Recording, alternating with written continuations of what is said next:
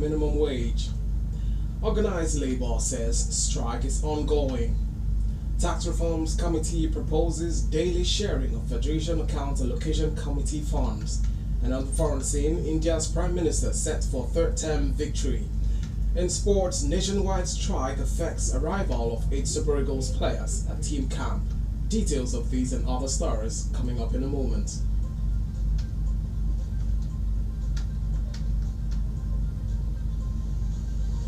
Thank you so much for joining us on the news at this hour. My name is Nyakno Albert. And now the news in full. Sequel to the approval of the state governor, Pastor Moino, for the commencement of construction of projects under Phase 2 of the One Project per Local Government Area scheme, Akwa Ibom State's Direct Labour Committee has informed stakeholders of the various local government areas to submit their selected projects to Ministry of Finance, the Dawson Kara Secretariat Uyo, on or before Friday, 7th of June 2024.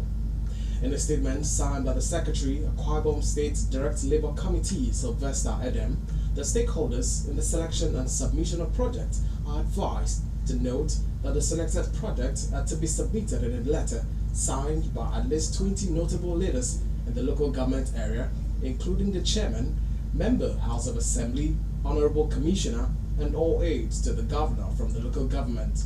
Also, the local government areas that selected model primary schools in Phase 1 of the scheme are to select model primary health centers for Phase 2 and vice versa to ensure parity of development.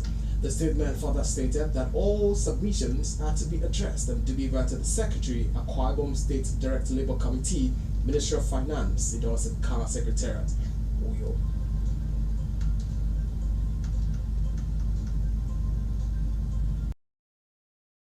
National scene, the federal government says it is ready to pay higher than 60,000 naira as minimum wage, urging organized labor to take the offer. This was announced by the government last night after a meeting with the Nigeria Labour Congress (NLC) and the Trade Union Congress (TUC) at the office of the Secretary to the Government of the Federation.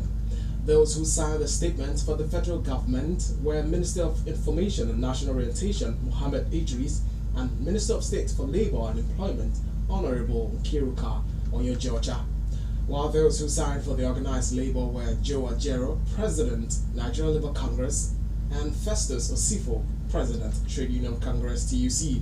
The committee is to meet every day for the next 1 week with a view of arriving at an agreeable national minimum wage, and no worker will be victimized as a result of the industrial action.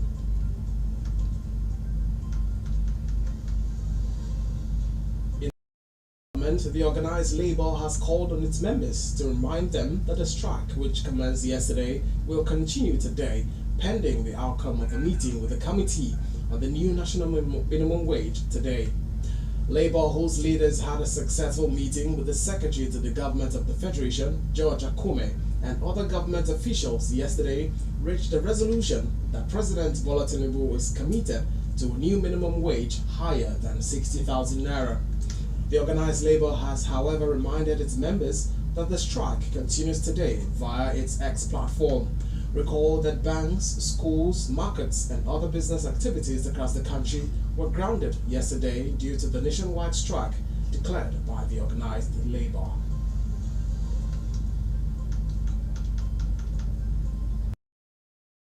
The National Hajj Commission of Nigeria, NACON, has cautioned the Nigeria Labour Congress (NLC) against disrupting the ongoing transportation of Nigerian pilgrims to Saudi Arabia. The Assistant Director of Public Affairs, NACON, Fatima Osara, gave the advice in a statement yesterday in Abuja. Osara also emphasized the need for the NLC to respect the sensitivity of the divine devotion and not to encroach on its movement. It has been gathered that no fewer than 65,500 Nigerians are expected to perform the 2024 pilgrimage in Saudi Arabia.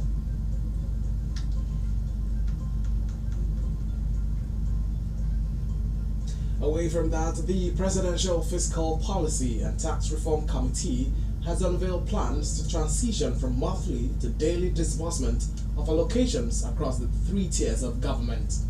This is in a bid to revamp the Federation Account Allocation Committee disbursement mechanism.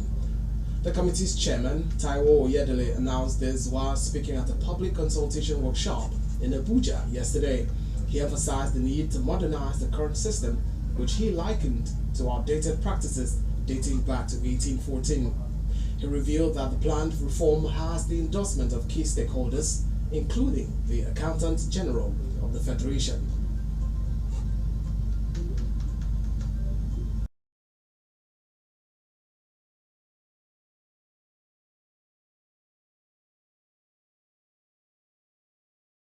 Now, the Inspector General of Police, Kayode Betokon, says the Nigeria Police Force will soon establish a full drone system to tackle the nation's security challenges adequately. Betokon said this while delivering the first Distinguished Personality Lecture organized by the TEDFund Center of Excellence in Multidisciplinary Studies, University of Ibadan, yesterday. Betokon said although the force already had a drone, it will now establish a full drone system to capture everywhere in Nigeria from its headquarters in Abuja. According to him, the drone system will also help the police see criminals whenever they are committing crimes.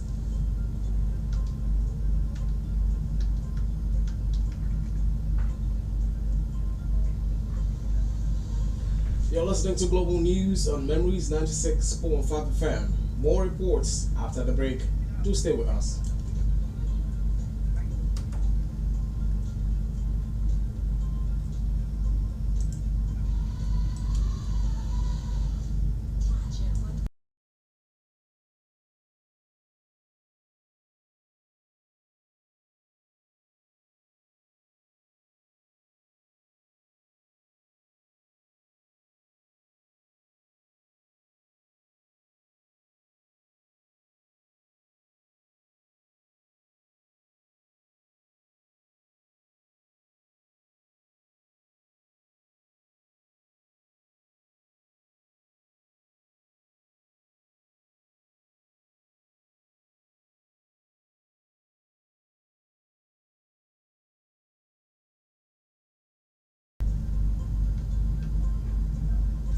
Welcome back and thank you for staying tuned to Global News on Memories 96.5 FM. And now to the rest of the news on the foreign scene. South Africa waited with bated breath yesterday for the African National Congress, ANC, to signal whom it will choose as a partner to govern the nation after it lost its majority in the last week's election for the first time in 30 years of their history.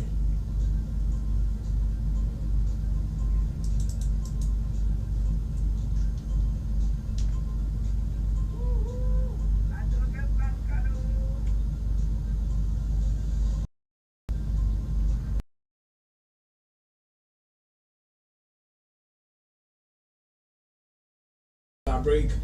And now on the foreign scene, South Africa waited with bated breath yesterday for the African National Congress, ANC, to signal whom it will choose as a partner to govern the nation after it lost its majority in last week's election for the first time in 30 years of democracy. The ANC had comfortably won every previous election since the end of apartheid in 1994, but this time voters, weary of joblessness, inequality and rolling power blackouts, gave it just 40.2% of the vote, down from 57.5% 5 years ago. Its vote share was still the largest of any party, but was not enough for the ANC to govern alone, thrusting South Africa into unknown political territory. The ANC's potential partners are directly opposed, ranging from the Free Marketeer Democratic Alliance, DA, to Umkhonto weSizwe, MK, and the Economic Freedom Fighters, EFF, parties that advocates nationalizing mines and banks and redistributing land. And still on the foreign scene, India's Hindu nationalist leader Narendra Modi is set to win his third term in a row as Prime Minister. The 73-year-old will become the second leader in Indian history to do so, rivaling the country's founding leader Jawaharlal Nehru. His alliance raised a majority in early vote counting trends in the general election last week, although the numbers were well short of the landslide predicted in exit polls.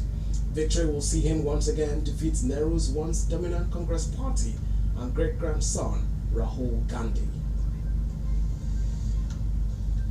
In sports, the Super Eagles have become one of the first major casualties of the nationwide strike by the Nigeria Labour Congress (NLC) yesterday as it stopped star forward Ademola Lookman and 7 others from joining the team's camp in Uyo, Akwa Ibom State.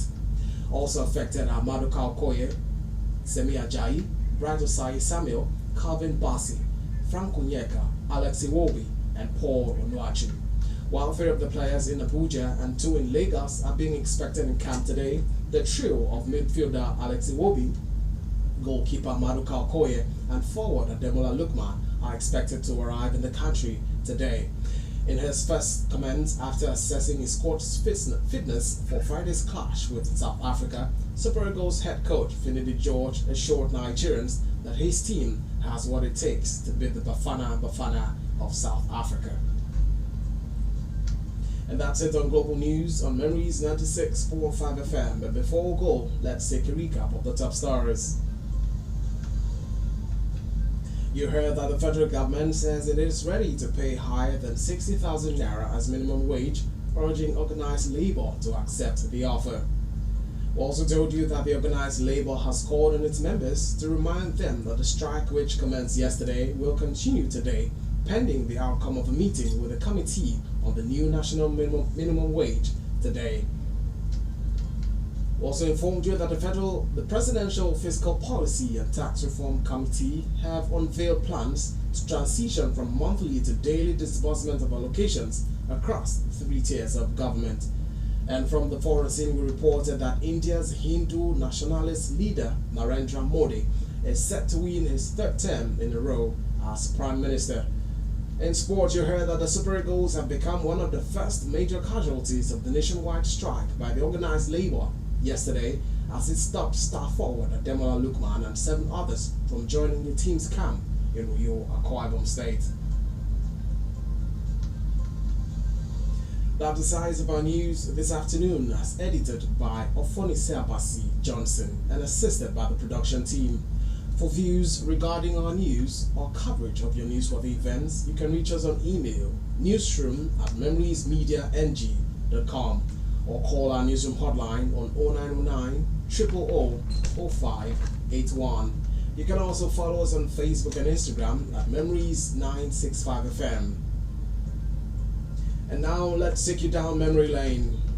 On this day in 1919, the 19th Amendment to the United States Constitution, which gave women the right to vote, was passed by the Senate.